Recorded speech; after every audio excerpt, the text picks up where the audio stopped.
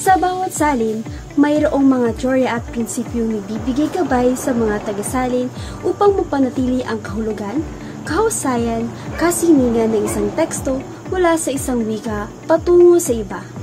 Pero, paano nga ba natin tiyak na masusunod ang tamang pagsasalin? Ano ang mga teoryang sumusuporta sa proseso ng pagsasalin? Magandang araw, ako nga pala si Binibining Maria Cristin Duero at sa videong ito ating tatalakayin ang iba't ibang teorya ng pagsasalin na tumutulong sa paghubog ng kasalukuyang sistema ng pagsasaling wika. Iba't ibang teorya ng pagsasalin. Una, semantic translation at communicative translation. Pangalawa, functional theory ni Peter Newmark. Pangatlo, translation equivalence ni Eugene Nada na may dalawang magkaibang uri na tinatawag na dinamiko at ang formal na pagsasalin. Pang-apat, ang meaning-based translation ni Larson 1974. Panglima ay ang sense transfer theory ni Castro 2006. Halika't samahan niyo ako sa isang paglalakbay upang mas maunawaan ang mga ito at kung paano nakatutulong ang mga teorya sa pagpapadali at pagpapalinaw ng proseso ng pagsasalin. Semantic and communicative translation. Ayon kay Peter Newmark, ang semantic translation o semantikong pagsasalin ay isang paraan ng pagsasalin na layuning mapanatili ang kahulugan ng orihinal na teksto nang hindi kaanong binahagi ang struktura nito. Ang semantikong pagsasalin ay tumututok sa literal na kahulugan ng mga salita at mga parilala mula sa pinagmulan ng wika patungo sa target na wika. Ayon kay Newmark, may mahahalagang punto ang semantikong pagsasalin. Una, pagpreserba ng kahulugan.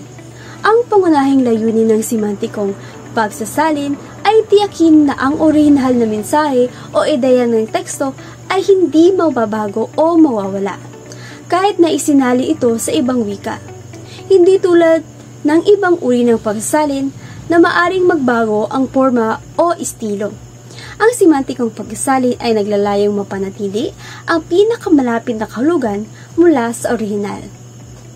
Pangalawa, pag-iwas sa malalaking pagbabago. Ang semantikong pagsasalin ay nag-iwas sa mga malaking pagbabago o interpretasyon ng orihinal na teksto. Binibigyan nito ng malaking halaga ang kahulugan ng mga salita sa kanilang literal na forma. Literal na pagsasalin. Karaniwan ang semantikong pagsasalin ay umaasa sa literal na pagsasalin ng mga salita at hindi naglalayong magbigay ng masyadong maluwang na interpretasyon. Panguli ay ang pagpapahalaga sa pagsuri ng nilalaman. Ang semantikong pagsasalin ay hindi lamang nakatuon sa mga individual na salita, kundi pati na rin sa kabuuang teksto ng orihinal na teksto upang tiyakin na ang mensahe ay maipapahayag ng tumpak at walang nawalang impormasyon. Halimbawa ng semantikong pagsasalin. Sa orihinal na teksto sa Ingles, ang mga salitang "He's been feeling under the weather lately." Kapag sinalin sa semantikong pagsasalin sa Filipino ay magiging "Siya ay nakakaramdam ng hindi maganda kamakailan." Ang pagsasalin na ito ay hindi binago ang kahulugan ng orihinal na pahayag, kundi inilipat lamang ang mensahe ng tapat mula Ingles patungong Filipino. Ikalawang halimbawa, sa orihinal na teksto sa Ingles, "The early bird catches the worm." Kapag sinalin sa semantikong pagsasalin sa Filipino ay magiging "Ang maagang ibon ay nakakakita ng pagkain." Ang kasabihang "The early birds catches the worm" ay isang idiom na nagsasabi na ang mga taong maagap ay nagtatamo ng mga oportunidad. Ang semantikong pagsasalin ay tapat sa literal na kahulugan ng idiom, bagaman maaring magkaroon ng kaunting paglihis sa estilo o forma ng pagsasalin. Ang communicative translation ay isang konsepto na ipinakilala ni Peter Newmark upang tukuyin ang isang estilo ng pagsasalin na nakatuon sa epektibong komunikasyon at pag-unawa ng mensahe ng orihinal na teksto sa target na wika. Ayon sa kanya, ang communicative translation ay naglalayong makuha ang parehong epekto ng orihinal na teksto sa mambabasa ng target na wika at hindi lamang ang literal na pagsasalin ng mga salita. Pansinin ang halimbawang ito ng communicative translation. Sa orihinal na teksto sa wikang Ingles, she kicked the bucket. Sa literal na pagsalin sa wikang Filipino naman, sinipa niya ang timba. Kung ating isasalin sa communicative na pagsasalin sa wikang Filipino, ito ay magiging pumanaw na siya. Ang kick the bucket ay isang idiomatic expression na nangangahulugang namatay. Ang literal na pagsasalin ay hindi maintindihan kaya't ginamitan ng pumanaw na siya na isang mas natural at angkop na paraan ng pagpapahayag sa wikang Filipino. Ikalawang halimbawa ng communicative translation. Ang life of the party ay isang idiom na tumutukoy sa isang tao na laging nagdadala ng saya at kasiyahan sa isang pagtitipon. Ang literal na pagsalin ay hindi gaanong makikilala ng mga mababasa sa Pilipino. Kaya't ginamit ang siya ang pinakamasaya sa lahat na mas naaangkop at natural sa target na wika. Functional Translation Theory. Ang functional theory ni Newmark ay isang teorya ng pagsasalin na nagpapakita ng mga pangunahing layunin ng pagsasalin. Ayon kay Peter Newmark, ang pagsasaling wika ay hindi lamang tungkol sa literal na pagsasalin ng mga salita mula sa isang wika patungo sa iba, kundi pati na rin ang pagpapahayag ng ideya, estilo, at konteksto ng orihinal na mensahe sa paraan na nauunawaan ng target ng wika at kultura. Ang functional theory ay tumutok sa pagpapahalaga ng pagganap ng wika. Ibig sabihin, ang layunin ng pagsasalin ay makamit ang parehong epekto sa target ng wika na nakuha mula sa orihinal na teksto. Halimbawa ng functional translation theory. Sa orihinal na teksto sa Ingles, he is a real pain in the neck. Sa literal na pagsasalin sa Filipino, siya ay isang tunay na sakit sa leeg. Kapag ating itong isasalin sa functional na pagsasalin sa wikang Filipino, siya ay isang tunay na abala. Ang pain in the neck ay isang idiomatic expression na nangangahulugang isang tao o bagay na nakakainis o mahirap pakisamahan. Ang literal na pagsasalin ay magiging hindi maintindihan sa Filipino, kaya't ang abala ay mas natural at tumutukoy sa parehong mensahe ng orihinal na teksto sa target na wika. Translation equivalence ni Neda. Ayon kay Neda, ang pagsasalin ay hindi lamang basta paglilipat ng mga salita mula sa isang wika patungo sa iba, kundi isang masalimuot na proseso ng paghanap ng ekwibalensya ng kahulugan sa pagitan ng dalawang wika. Nabanggit niya na may dalawang magkaibang uri ang translation equivalence.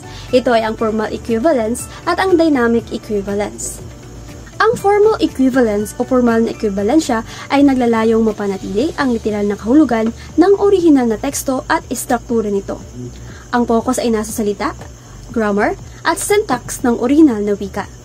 Karaniwan, ang layunin nito ay mapanatili ang word for word o literal na pagsasalin kahit na ito ay hindi naging natural o idiomatic sa target na wika.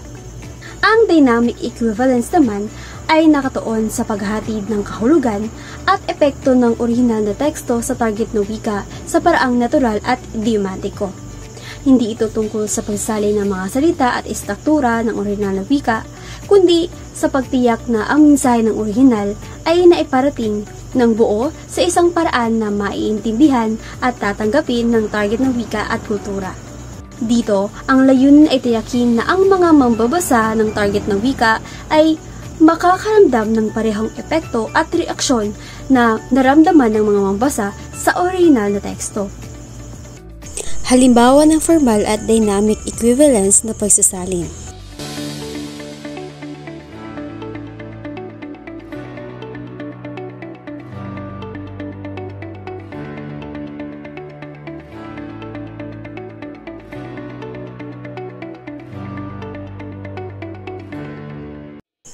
Meaning-based translation.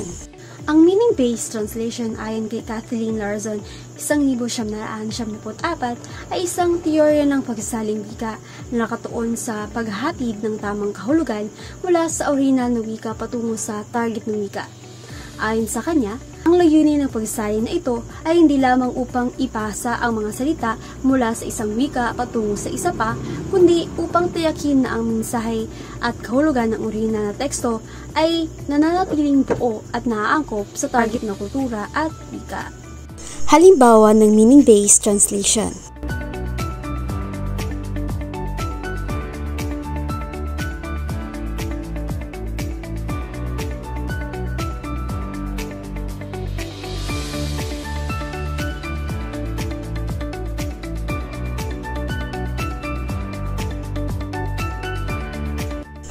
Sense transfer theory.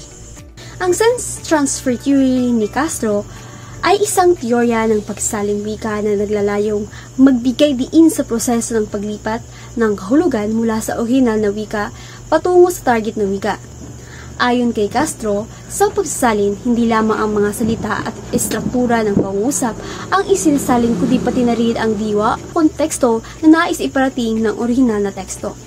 Ang teoryang ito ay nagbibigay pansin sa kahalagahan ng tamang pagpapahayag ng mensahe na maaring magsanhi ng pagbabago sa anyo ng wika, ngunit hindi ang pangunahing kahulugan.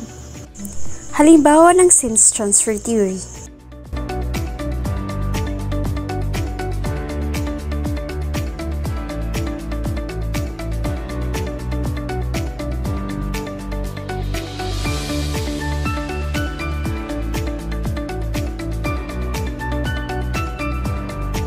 Ang tunay na halaga ng pagsasalin ay hindi lamang sa pagpapahayag ng ideya, kundi sa pagpapalawak ng ating pananaw sa mundo. Ang mga teoryang tulad ng semantic at communicative translation, functional theory at iba pa ay nagsisilbing gabay sa mga tagasalin upang mapanatili ang orihinal na mensahe at maiangkop ito sa konteksto ng target na wika. Tandaan natin na ang pagsasalin ay hindi lamang isang simpleng pagpapalit ng mga salita, kundi isang sining at agham na nagsisilbing tulay sa pagitan ng mga kultura at wika. Muli, ako nga pala si Binibining Guerrero. Hanggang dito na lang tayo. Maraming salamat sa inyong aktibong panonood. Paalam!